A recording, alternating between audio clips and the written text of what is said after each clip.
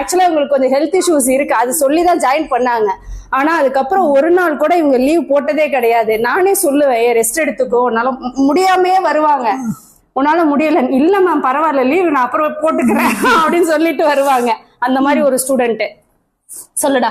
ஆக்சுவலா நான் என்னோட ஸ்டோரி தான் சொல்ல நினைச்சேன். அதெல்லாம் நான் எம்இ கோல்டு மெடல், ஆனா வேஸ்ட்.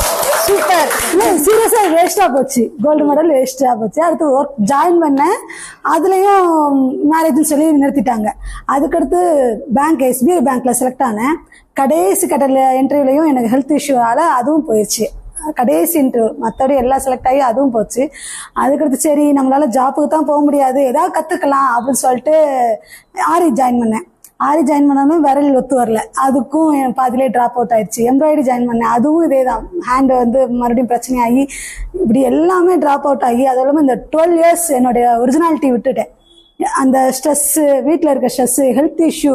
நான் ஒரு மேம் சொன்னாங்களா, அந்த இருக்கும் சிரிக்கிறத மறந்து, நான் என்னோட ஜாலினஸ், என்னோட சிரிப்பை நான் மறந்து போய் தான் 12 வருஷம் ஆச்சு.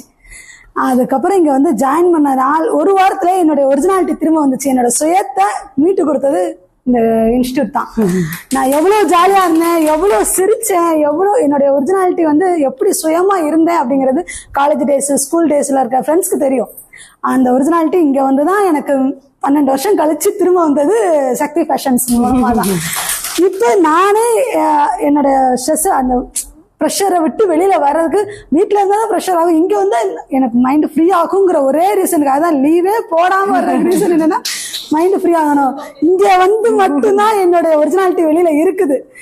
இவ்வளவு சந்தோஷத்தை எனக்கு கிடைச்சது வந்து சக்தி ஃபேஷன் மேமால மட்டும்தான். சீரியஸா ஒரு ஸ்ட்ரெஸ் பஸ்டர் எனக்கு. நான் இன்னொன்னு என் கூட பழகுன என்னோட ஸ்கூல் ஃப்ரெண்ட்ஸ்க்கு எல்லாம் தெரியும், நான் எவ்வளவு ஜாலி, எவ்வளவு சிரிச்சுட்டே தான் இருப்பேன்.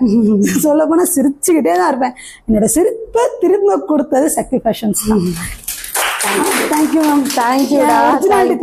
இதே மாதிரி நீ லைஃப் லாங் சிரிச்சுட்டே தான் இருக்கணும். எங்கேயுமே உன் சிரிப்பை எதுக்காக